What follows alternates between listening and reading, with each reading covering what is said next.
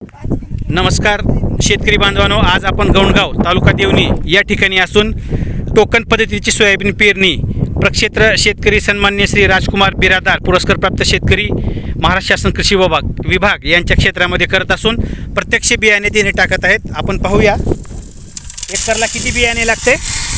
15 kilo sir. एका एकरला जवळपास 12 ते 15 किलो बियाणे लागणार आहे। या ठिकाणी प्रत्यक्ष पेरणी आपण पाहूया।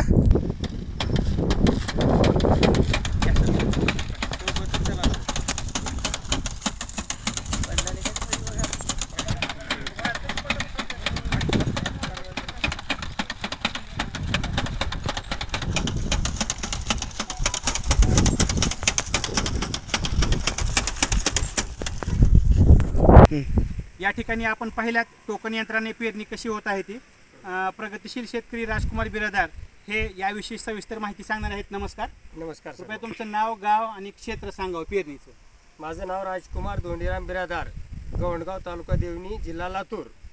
तर आज टोकन पद्धत हे आपण उदगीर येथे अतुल इंजिनिअरिंगमधून 7,000 रुपयाला हा यंत्र खरेदी केलेला आहे सर। सरी किती फुटाची आहे तुमची? हे सरी आहे सर 3.5 फुटाची। बरं। आणि त्याच्या दोन्ही सरीच्या मधला अंतर आहे 24 इंच आणि ओळीतला अंतर आहे 18 इंच।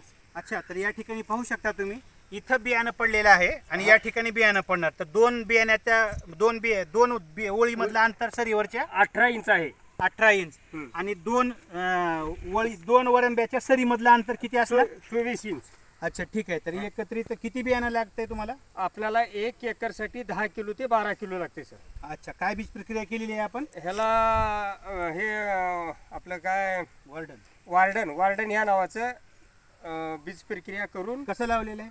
त्याला 400 ग्रामची बाटली घेऊन आपण 400 ग्राम पाण्यामध्ये हलवून बाटलीमध्ये त्याला छिद्र मारून 25 किलो चवाळ्यावर टाकून स्प्रे करून त्याला असं घोळून घेतलेला आहे आणि तो 15 मिनिट वाळवून मग मशीनमध्ये टाकलेला। काय एकरी अपेक्षित उत्पादन माझं सर ह्याचं अपेक्षित 20 ते 21 क्विंटल बियाणं हे उत्पन्न निघेल अशी माझी अपेक्षा आहे यावर्षी। 2.5 मिनिट की सर। ओके, मला संकल्पना कुठून मिळाली आणि गावच्या कृषी सहाय्यक मॅडमनी तसेच तालुका कृषी अधिकारी यांनी तालुका कृषी कार्यालयाचा स्टाफ आणि तालुका कृषी अधिकारी नापदे साहेब यांच्या मार्गदर्शनामुळे झालं। पुढे करायचं संकल्पना आपणाला कुठून मिळाली? सर गेल्या वर्षी आम्ही 2021ला कृषी विभागामार्फत टोकन पद्धतीचा आणि पेरणी यंत्राचा आम्ही ताळमेळ लावला। तर गेल्या वर्षी मला 18 क्विंटल